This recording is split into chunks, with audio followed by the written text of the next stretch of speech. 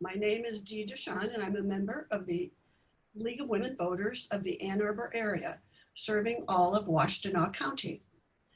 I welcome you to our forum this evening, co-sponsored by the League of Women Voters, the Dispute Resolution Center, and the Washtenaw County Bar Association. This evening, we feature candidates for Washtenaw County Prosecuting Attorney.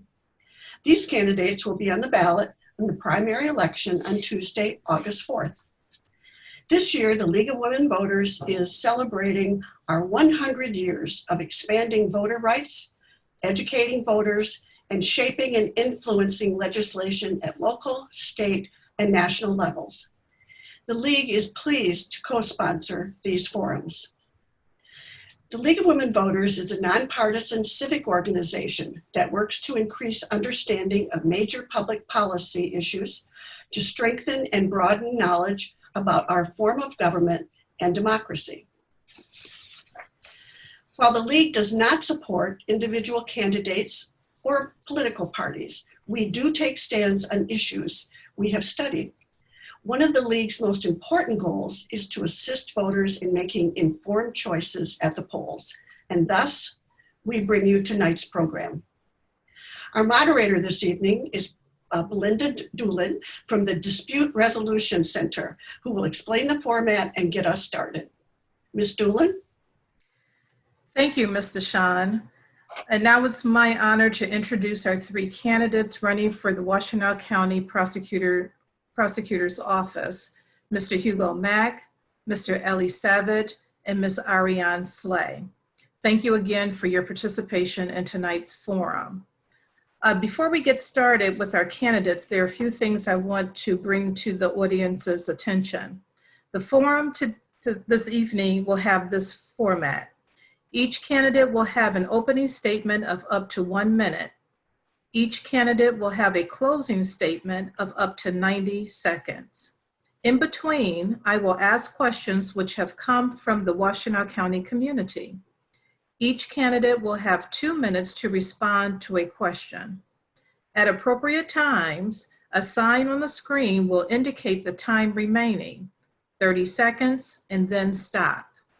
If you have used up your time, you will be allowed to finish your sentence, and then your microphone will be muted so that other candidates will have the equal opportunity to participate. The candidates will begin speaking in alphabetical order. Depending on the number of questions, all candidates will have an opportunity to be the first or the last to answer the questions. Now we're ready to begin with our opening statements, and I'll start with Mr. Mack. Well, thank you so much for the opportunity here. This campaign, this election, is about change. Change is an easy word to say, but a difficult one to substantiate. What I offer the citizens of Washtenaw County is a once-in-a-millennium opportunity to elect a person that is supremely qualified for this position. Putting aside ideology, putting aside any other thought, experience matters. This situation is one that is so important to 365,000 people. Electing someone that is not experienced is simply the wrong thing to do. I offer my qualifications as a public defender, unsurpassed excellence in the courtroom. I offer my unsurpassed and unequaled administrative experience. I offer my community experience in communities that have been underprotected and disrespected. And I offer the perspective of a person that's been through the system, fighting through injustice to come back to offer their services to the people of Washtenaw County. I believe firmly that we are here together, we're better off, and come January 2021, restorative justice truly will come to Washtenaw County. Thank you so much, Mr. Mack, for your opening statement. We're going to move to Mr. Savage, your opening statement. Well, thank you for the opportunity, and thanks to everybody watching. This is a crucial election because we have an opportunity to chart the course for our justice system for not just the next 4 years, but many, many years after that. My background, I'm a born and raised Washtenaw County resident. I'm a civil rights and public interest lawyer, and I got into this campaign to bring that perspective, to bring a civil rights perspective to this prosecutor's office. The truth of the matter is we have some of the worst inequities in the state of Michigan here in Washtenaw County. 70% of the children involved in our juvenile justice system are Black, whereas Black people make up just 12% of the population. We need a clean slate. We need to move forward and have an equity and civil rights oriented perspective to root out these inequities, to build a fairer, more accountable, and more equitable justice system that doesn't just work for the wealthy and the powerful, but that works equally for everybody. That is my background. That is what I have spent my life doing. And that is what I will bring to you as county prosecutor. Thank you so much, Mr. Savitt. And Ms. Slay, your opening statement. Thank you. Good evening, everyone. My name is Ariane Slay, and I am running to be your next Washtenaw County prosecutor. I am a Washtenaw County, Ypsilanti Township resident. I grew up in Ann Arbor, where my mom still lives. My entire professional career has been in criminal justice. I started out working in the jail at Community Corrections, where I did everything from urine testing and drug testing all the way through supervision and providing scaffolding services to people in the community as they were re-entering our community from being incarcerated. I also served as an assistant prosecuting attorney, where 6.5 of those years I was your lead domestic violence prosecutor. But today I am the senior assistant city attorney in Ann Arbor and the courtroom prosecutor for the city. And I have brought diversion, deflection, and restorative justice programs right here to Washtenaw County in our adult system, something that no one else on this ballot can say. I'm looking forward to tonight's forum and hoping to answer all your questions. Thank you. Thank you very much. Thank you all for your opening statements. Now we're going to transition into the questions. As a reminder, I will be reading questions that have been submitted by members of the community. I will read the question one time. It will not be repeated unless you request that I repeat it. We will start with Mr. Savitt with question number 1. Unmute yourself, Mr. Savitt. The question is, do you think a racially and gender diverse leadership team will help dismantle institutional inequities in the criminal justice system? Do you plan to operate the prosecutor's office with racial and gender diverse leadership, and how will you accomplish that? Thank you for the question. And yes, I absolutely believe that diversity in the prosecutor's office, in the courtroom, in the jury pool, every place in the criminal justice system is absolutely necessary. Justice must satisfy the appearance of justice. And it is simply unjust. And it does not reflect the diversity of a community when you have a bunch of assistant prosecutors, a bunch of lead prosecutors, a bunch of leaders in the prosecutor's office who are presiding over a system in which primarily Black, Brown, and Indigenous people are disproportionately affected, and most of those prosecutors are white. That is the current reality in the Washtenaw County Prosecutor's Office. Look, I recognize the irony of this because I'm a white guy and I'm running to be the county prosecutor. What I do promise is that we will have a diverse leadership team and we will have diverse courtroom prosecutors that reflect the diversity of this community. I've made specific promises along these goals. I will promise to use at least 50% and probably more of our recruitment budget on outreach to minority bar associations and to minority law student groups. I will make sure that our office reflects gender equity and gender equality. For far too long, this prosecutor's office has not been a place in which many women feel welcome working, particularly after they have decided to start a family. And you can talk to many of the assistant prosecutors who have left the office to get more perspective on that. That's going to change. We are going to have family-friendly workplace policies when I am prosecutor. This is something that I do currently in my day job at the city of Detroit. I oversee a team. We have policies that allow folks to start families. We have a diverse team, and that is exactly what I will bring to the prosecutor's office. Thank you very much, Mr. Savitt. Same question to Ms. Slay. Thank you. Diversity, equity, inclusion is all part of the platform, not only that I have run, but I have been committed to my entire career. it is a very interesting time to be a prosecutor, but it doesn't look much different than it did when I started years ago. Many times I'll be the only person in the courtroom who is a Black person who's not there awaiting trial. That's what it looks like until we have people coming in for their cases. It is very important that our community see diversity not only in the office, but also in law enforcement as well. Creating a culture where we value diversity of thought and diversity and ethnicity is extremely important. So what I have done as your Ann Arbor City prosecutor is to make sure that we bring different experiences into law enforcement in general. I have recommended to the county prosecutor's office, they've taken me up on that, and have brought into the Ann Arbor Police Department, who I also work with as legal counsel, to bring different community members in to teach what looks like a very homogeneous community of what it's like to be Black, what it's like to be Muslim, what it is like to live in Washtenaw County and not be a white male, and what that looks like in the justice system. I think it is far past time that we look to each other in our community for support.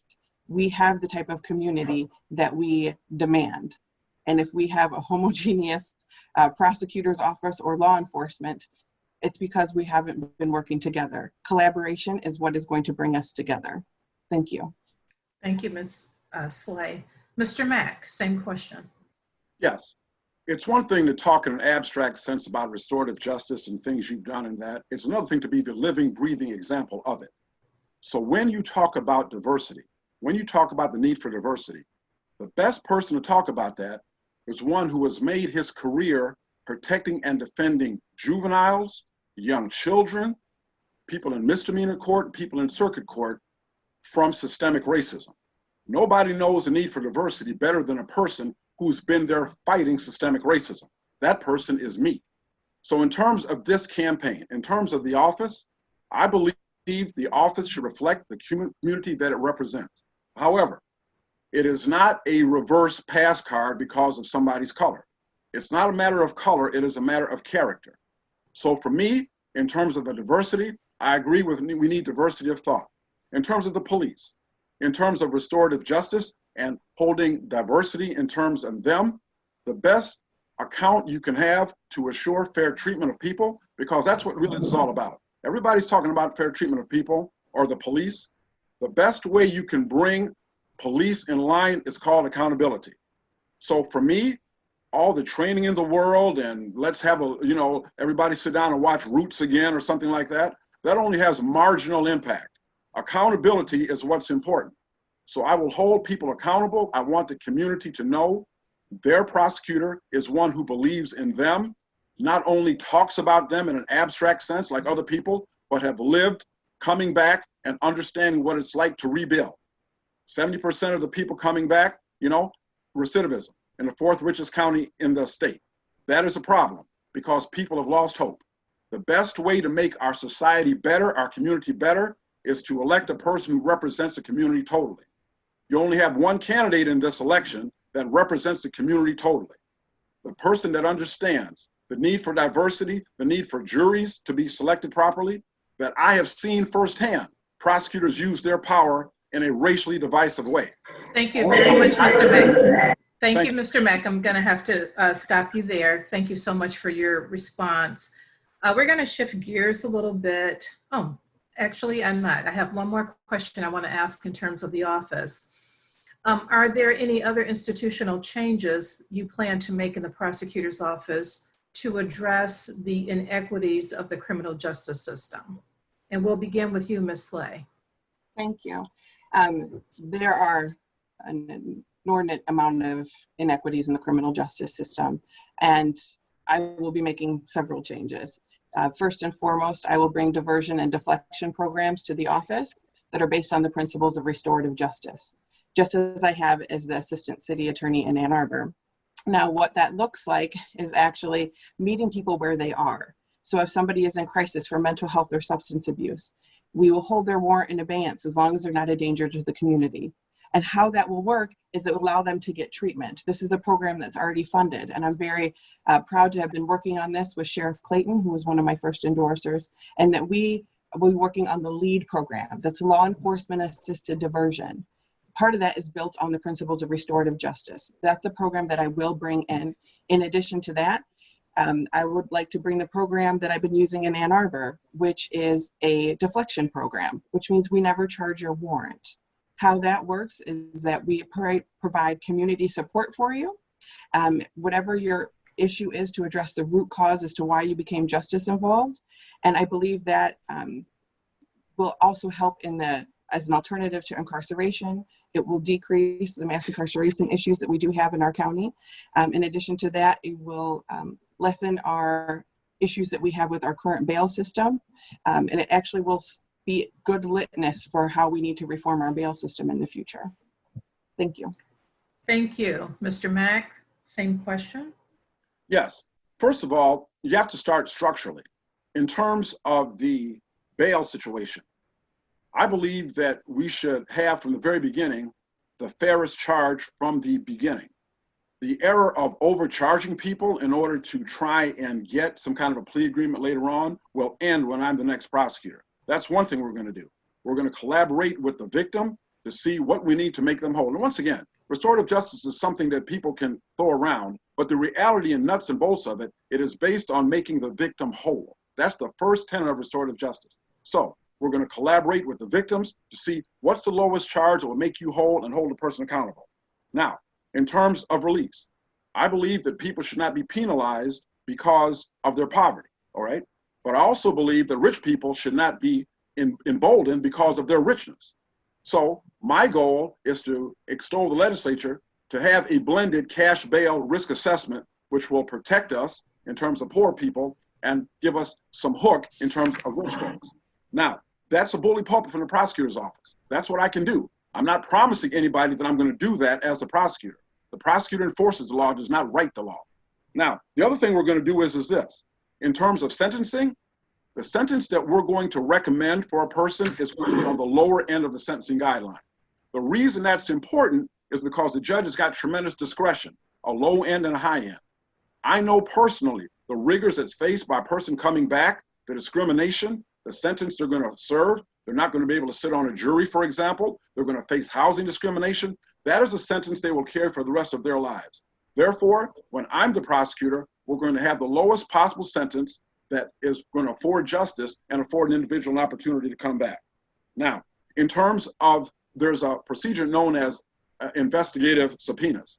That's a mystery in the prosecuting attorney's office. We're going to severely curtail the use of those because I think it can put undue pressure on individuals. It can dehumanize individuals. It can make people uneasy and nervous. So we're not going to be bullying anybody. In terms of police, we're going to let it be known to police that I don't care what. Mr. Mack, I'm going to have to jump in. I'm sorry to cut you off, but we have to move on. Could somebody put up a 30-second warning? I thought somebody was going to do that. I'm not sure. She's doing that. Look at the box that says Sally Brush. She's doing that. No problem. We have to go to Mr. Savitt. Same question. So this is fundamentally what my campaign is about, is transformational systemic change to our prosecutor's office. And I've laid out an 18-point plan for reform on my website, eli2020.com. I don't have time for 18 points in 2 minutes, but I'll highlight, some of the things. We are going to end coercive plea bargaining. We are going to end the use of the cash bail system here in Washtenaw County. We are going to build an immigration-conscious prosecutor's office that takes stock of the immigration consequences of charges and keeps our immigrant population safe. But I want to focus on something more fundamental, institutionally. We talk about all of these severe racial inequities that we see here in the Washtenaw County's prosecutor's office. 70% of the kids in the juvenile justice system are Black. Black people are 8.5 times more likely than white people to be held in jail pending trial on cash bail, the highest disparity of any county that's been surveyed in the state. But the current prosecutor's office position on this has been to do nothing, has been to bury its head in the sand and pretend the problem doesn't exist. That is why, and I'm proud to be the only candidate in this race to have committed to this. We are going to do what prosecutors across the country have done, which is to open up the prosecutor's office's files, partner with an independent third-party evaluator, and identify every point in the justice system, from charging to plea bargaining to probationary terms, where we are seeing Black people, people of color, racial minorities be treated differently than white people for the same conduct. And when we do that, we will eliminate it, but it needs to be an independent third-party evaluator that we are partnering with. The prosecutor's office that has presided over this cannot self-police. We need to look this problem square in the eye. And until we do, real systemic change is not going to be possible. I will do it. Thank you, Mr. Sabat. Thank you for all of your responses. We're going to move on and talk a little bit more about the cash bail. Can prosecutors change or influence legislation on cash bail? And will you change the current practice or policy of requesting cash bails on some cases? And what kinds of cases would you do that? And we're going to start with Mr. Mack. Well, first of all, the situation of cash bail is one that has systemically been a problem. So what happens is this. You cannot eliminate cash bail for poor people unless you eliminate it for rich people. If you eliminate it for some of the multimillionaires in Washtenaw County, you are not helping the disparity, you're making it worse. We've all heard the term dream team, all right? That puts too much of a boon in the hands of rich people and takes it away from poor people. The way you handle that, you have to have a fair, equitable system for a risk assessment. I believe with ProPublica, what they said. You take a look at a person's history, you take a look at their community ties. I believe in, for example, tethers and expansive use, for example, of community involvement for accountability. Unless a person is a threat to the community or there's witness tampering, I see no reason to separate them from their families, from their economy. And if the goal is to protect and defend Black people, well, then we need to understand that we need to be very sensitive to cultural differences, and we need to be so sure when we're electing judges. But I must say, I will use the bully pulpit to try to influence the legislature, but I will not posture myself as anybody, a candidate or anybody else, who says I'm going to be able to do that from the prosecuting attorney's office.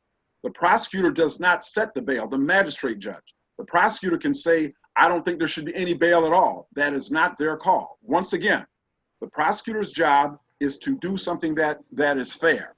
And that's what I'm going to bring, fairness. It's going to be a fair charge in the first place. So a fair charge is going to go a long way to determine what kind of bail is set. You understand?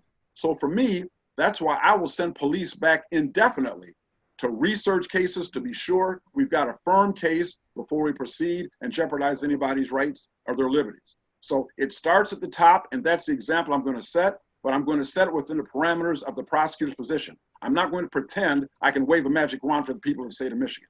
Thank you very much, Mr. Mack. Same question, Mr. Sabat. Yeah, so let's take a step back, and I'll be upfront about this.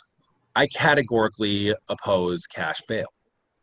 And the reason why is if we think about what cash bail is a system in which poor people who may not pose a threat to the community are sitting in jail without being convicted of anything for days, weeks, and months simply because they don't have enough money in their bank account.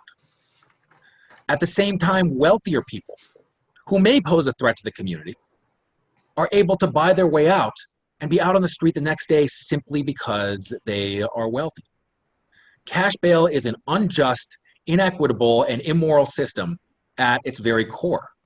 And that is why I categorically oppose it. In terms of what that means as prosecutor, we are not going to be seeking cash bail. That does not mean, and I want to emphasize this, that does not mean that we will not advocate for people to be held or for conditions to be put on them that will ensure that they are held. But they will not be dependent, we will not be seeking conditions that are dependent on the size of one's bank account.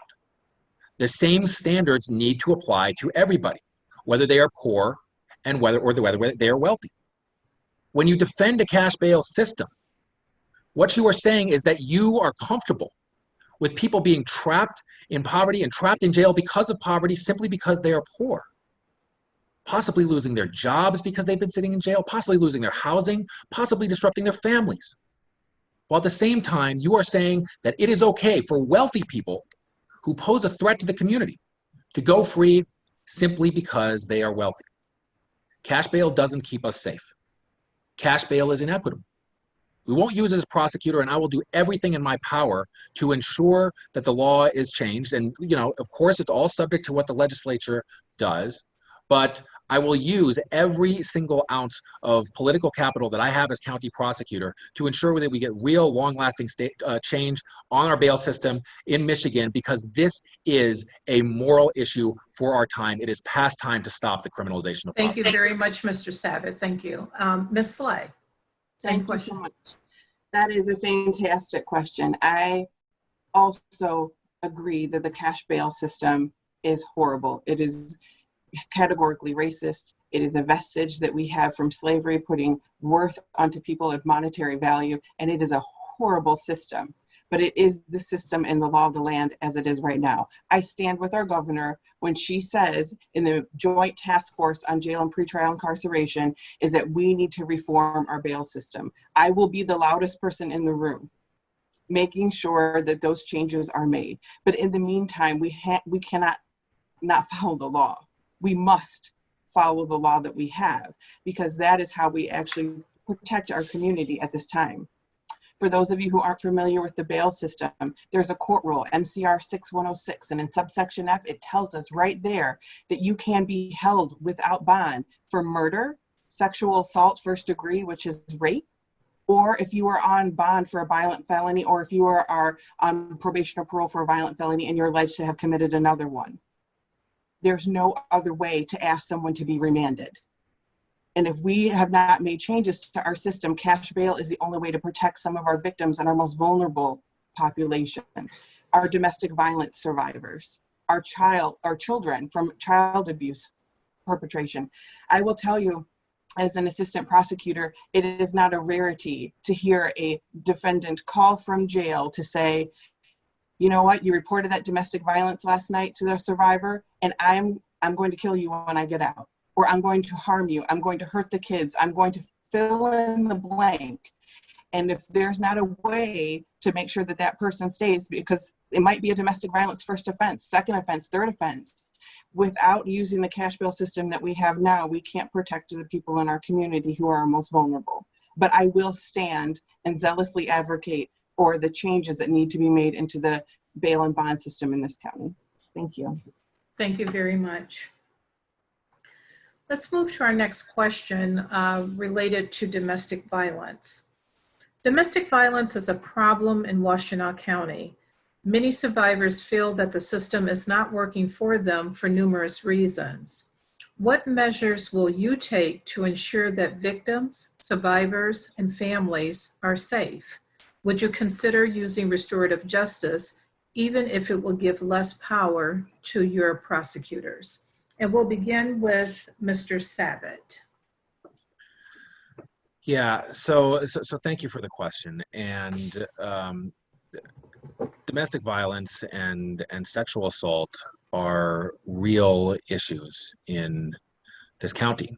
And although, our current prosecutor's office often likes to stand up and say that they are supportive of women, I have heard from a great many women who were not believed, whose stories were not heeded, and in large part, it is based on either who that woman was or often who the abuser was. I have a close friend who was the victim of severe domestic abuse. She had all the evidence, she had contemporaneous reports, and the prosecutor's office sat on the case and has done nothing about it for over 6 years now, and I believe the statute of limitations recently expired. The main thing that differentiated her from a number of the people who are prosecuted for domestic violence is that her abuser happened to be wealthy and happened to be well connected. And far too frequently, we see this prosecutor's office decline to bring charges against folks who are wealthy or well-connected, and in large part is because prosecutors are, I'll have to say it, really often obsessed with their win rate and choose not to prosecute crimes when they're perpetrated by wealthy, well-connected individuals who may be able to afford excellent defense counsel. I am not afraid of going toe-to-toe in court against wealthy people or against good defense counsel. In my day job, I sue the biggest corporations on the planet, your Exxons, your Shells, your DuPont. We will make sure that the wealthy and the well-connected do not simply get a free pass because they are wealthy and well-connected, and that's especially true in domestic violence and sexual assault cases. Thank you very much, Mr. Savitt. Ms. Slay. Domestic violence and sexual assault in any intimate partner capacity is something that I have always been passionate about. I ran the domestic violence unit in Washington County for 6.5 years. And I can tell you that I have only proceeded on a case where I felt like I could prove the elements beyond a reasonable doubt, because that's what we expect and that's what we should demand of our prosecutor's office. I can tell you that domestic violence cases that you see carry a very high risk of lethality. And that's something that not only I train the police about nationally, and as a MCOLS, which is a Michigan Coalition on Law Enforcement Standards, I've written the curriculum at our local community college for the police academy for domestic violence, strangulation, sexual assault, and trauma-informed interviewing. I will make sure that these procedures and policies are going to be followed to a T so that victims are experiences trauma-informed, so that not only the prosecutor's office, but law enforcement as well know how to communicate with some of our most vulnerable population. Now, I have worked setting up high-risk groups with Safe House Center, our local probation and parole, the defense bar, and with the prosecutor's office, so that we are making sure that we are providing safety planning services for all those who are experiencing domestic violence or any type of interpersonal violence. Most recently, I'm happy to announce that I worked on a team and I've put forward a lethality protocol, which will be going into effect for all law enforcement agencies in Washtenaw County at the end of this month. This protocol will assess lethality for people who are going through domestic violence in their homes, and it will be shared with Safe House Center. During my time as the lead domestic violence prosecutor, and we have re-strengthened this in 2015, and then again this year, we've made a commitment for law enforcement to contact Safe House Center after every instance of domestic violence that's reported to them. How we treat each other matters. Children who live in a home where there's domestic violence often have other problems as well. We need to make sure that we're providing supportive services. In terms of restorative justice, I do not believe that we should use restorative justice, as the power imbalance is inappropriate. Thank you. Thank you very much. Mr. Mack. This is a matter of the soul. A man by the name of Frantz Fanon once wrote a book called Pedagogy of the Oppressed. To be able to understand the plight of victims of domestic violence, you have to be the one like I am that stood with over 800 of them, protecting and defending their humanity when the prosecution wanted to put them in jail or prison. To understand the pedagogy of the oppressed, you have to be like me. For over 6 years, protecting young girls broke my heart in juvenile court. Victims of sexual assault, it was always mama's boyfriend or stepdaddy, broke my heart, broke my heart. In order to understand the pedagogy of the oppressed, you've got to understand. You've got to understand Ora Rozier, a woman who in 2014 was killed by the Ann Arbor Police Department, a woman who was crying out for help, a woman who went to one of my opponents 90 days beforehand, you see, and had an opportunity for help. It is not about winning. When you're dealing with 365,000 people's lives, it is not about winning. It is about maintaining the humanity of the individual. When you say the prosecutor is all about winning, you reduce the human being to a widget. In other words, if the widget meets standards, we'll let it go through. If it's defective, we just put it to the side. That will end when I'm the county prosecutor. When I hear people talking about training for police, where was the training for the police when Ora Rozier was tased and shot at the exact same time? I'm curious about that training. I'm curious about that. When I'm there and the prosecutor, when I'm talking about training the police, it's not going to be some abstract training that yields to some union pressure.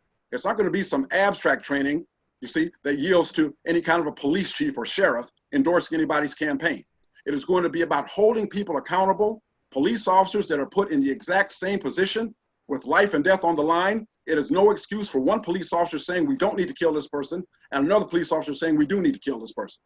So anybody boasting about training, the training has been woefully deficient, but that training is going to improve when I'm the next county prosecutor. Thank you very much. Thank you. We're going to shift gears just a tad bit and begin with Ms. Slay. One concerning problem in our society right now is the accountability of police misconduct.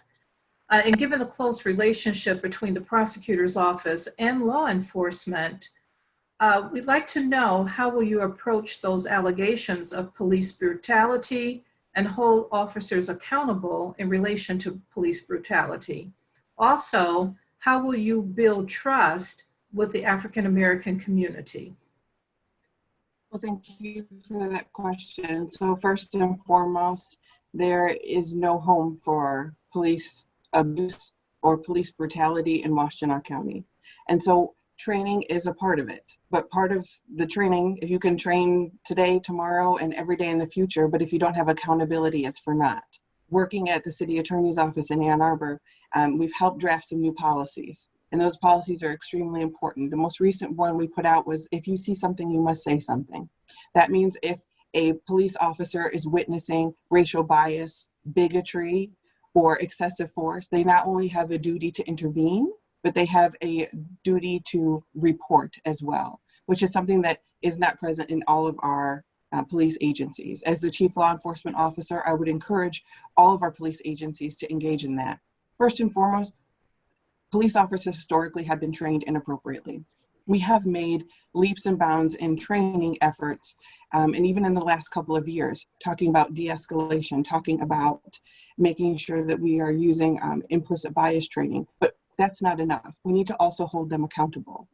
So in addition to that, I will tell you this, I have prosecuted police officers before in the past.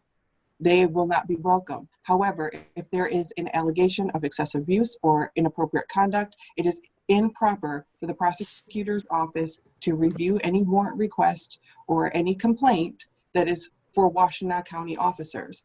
Sitting next to someone doing a drunk driving trial one day and the next day reviewing their warrant request does not spark any trust, and law enforcement is already short on that.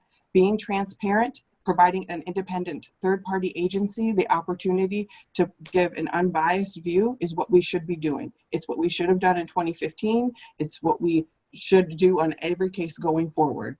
It is important to provide transparency to the community to promote public trust. Thank you. Thank you. Same question, Mr. Mack. Well, first of all, to address the issue, perception becomes reality. The first thing we need to do is to elect a prosecutor that has no ties with the county sheriff via endorsement or association, that has no ties with Ann Arbor Chief of Police via endorsement or association. Because when a person is elected and they've got those ties, it gives a signal to the community that there's still that familiarity. I'm about change. Familiarity and change do not go in the same cup, you see? So for me, that's the first thing. Now, in terms of accountability, that is crucial. So when we look at racial disparities, the way we have to do it is, and I disagree with some of the people running in this race, I'm not going to farm out my responsibility to protect the people of Washtenaw County. They are not paying me, they're not hiring me to abrogate my responsibility to protect them with some third party. When I am the prosecutor, every cop is going to understand something. And all of my assistants, I'll give them a desk plate if I have to. New case, new cop. I don't care if you sat through a murder trial for 3 weeks next to a police officer. If I'm going to hire somebody who's going to say that Detective Jones, because we worked on a murder case together, they've got brownie points with me, they don't need to be working in this office. Because that's what the public has got to know. They've got to know that restorative justice applies to everybody. If I start farming out cases because I'm worried about public perception, then I'll be farming out cases forever. I'll be farming out cases where somebody started breaking into somebody's house. I'll be farming out cases where somebody steals a mountain bike. What I'm telling the citizens of Washtenaw County, with me as your prosecutor, when I say I will protect you from abusive police, that is exactly what I intend to do. So what starts in Washtenaw County will stay in Washtenaw County. I'm accountable to you. Somebody in Ogden, Utah is not accountable to you. I am. So you hold me accountable because I'm here to protect and defend and serve you. Thank you. Mr. Savitt. Thanks for the question. So first of all, In instances of police violence, police brutality, it is imperative that the county prosecutor, who necessarily works day in and day out with police officers on cases, cannot keep that case for themselves. We need to have the appointment of a special prosecutor in every single case involving police violence and police brutality. This is consistent with the best recommendations of civil rights groups across the country. We saw in the George Floyd murder case that the charges were not brought, at least not as seriously as they should have been, until after the state attorney general took it over. We saw here with the Ora Rosser shooting in 2015, when Brian Mackey kept that case and cleared the officer himself, that it engendered severe distrust in the community. We need an independent special prosecutor on every single case involving police brutality and police violence. There is a statute in the state of Michigan that allows us to refer those cases up to the attorney general and seek the appointment of a special prosecutor. I will do that categorically in all cases. But let's be real for a second. Police misconduct is not just about physical brutality. Police misconduct is about racial profiling. It is about constitutional violations of people's rights. That is what has engendered a lot of distrust among communities against the police. And so there are a couple of very specific things that I will do as prosecutor to root that out. Number one, we need to not force defendants as the price of a plea bargain to give up their right to litigate constitutional violations. This happens far too often, and it sweeps police misconduct under the rug. So when I am prosecutor, our plea bargains will not include those sort of what we call waivers of your right to litigate constitutional violations. Thank you. Thank you, Mr. Sabat. Now we're going to go, it is time for us to stop with the questions and move on to the closing statements. We will begin the closing statements with Mr. Mack. And as you make your closing remarks, would you comment on your definition of success? Well, thank you so much. My definition of success is being everything that the God force has created you to be. Success is not measured by how many times you win. Success is measured by how many times you get up after being knocked down. That is the success I will bring to Washtenaw County as the next prosecutor. A prosecutor who's been knocked down but never knocked out. A prosecutor who stood on integrity in the face of insurmountable odds. A prosecutor who knows what it's like to defend a cause at the threat of their own life. So when you look at the candidates, when you look at myself, look at my total life story. Look at the integrity that I've displayed. Look at the unsurpassed legal experience I have. Look at the unsurpassed administrative experience I have. Look at my understanding of what it's like to represent and defend the constitutional rights of people who cannot defend and protect themselves.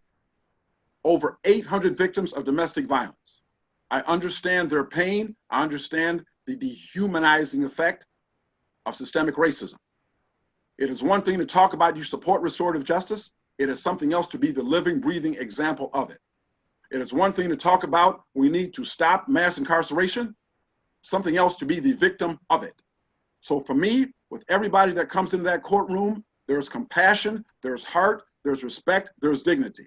We can bring it to account, we hold police accountable, and maintain their humanity as well. Thank you and God bless you. Thank you very much. Mr. Sabat, unmute yourself. Thank you. This justice system affects thousands of people per year, and so it's crucial to identify our metrics for success. And what success looks like for me is, number one, a justice system that promotes rehabilitation. Number two, a prosecutor's office that is equitable and fair. Number three, a prosecutor's office that saves us money by stopping the system in which we are sending people into jail and prison at great taxpayer expense. So what metrics are we going to be looking at? First and foremost, let's look at the recidivism rates. Let's look at how often people are coming back through the system after we've seen them one time.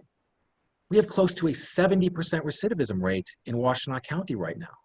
which demonstrates that despite maintaining a system which has been quote unquote tough on crime, which has been marked by severe inequity, at the end of the day, our system isn't keeping us safe.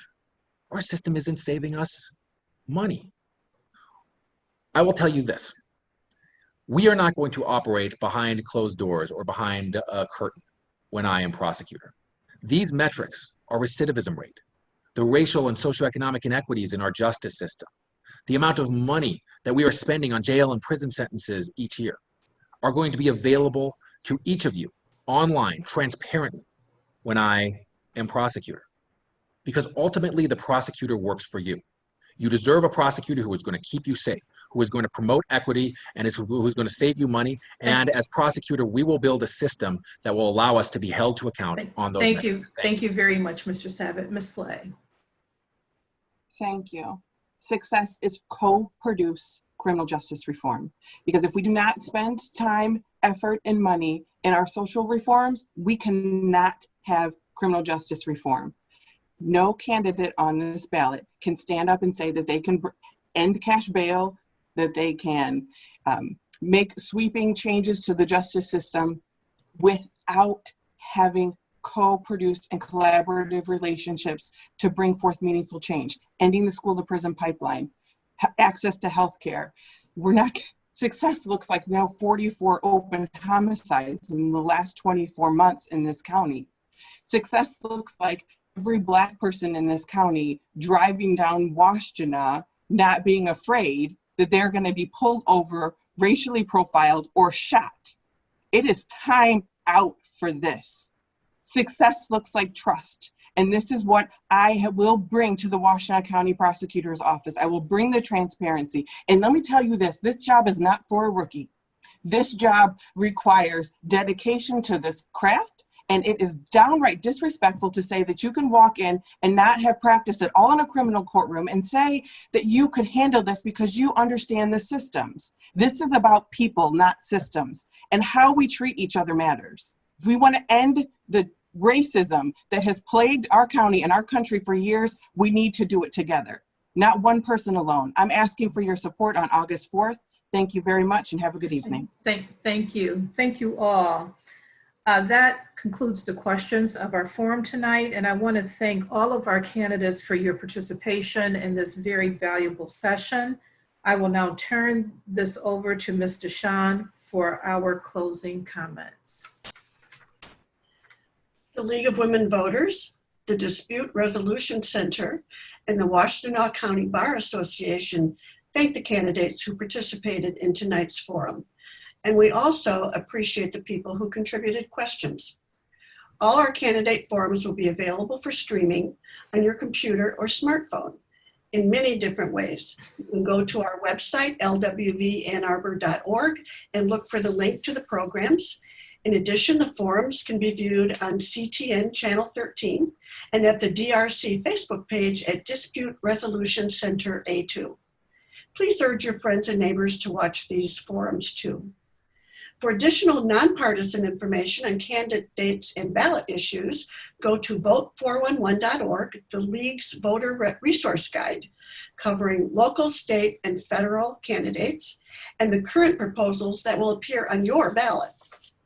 As a reminder, all voters are now eligible to cast an absentee ballot. In addition, while voters are encouraged to register ahead of time, Michigan law now provides for same-day registration. So remember, no matter how you do it, by absentee ballot or in person at the polls, make sure you vote in the August 4th primary election. Good evening.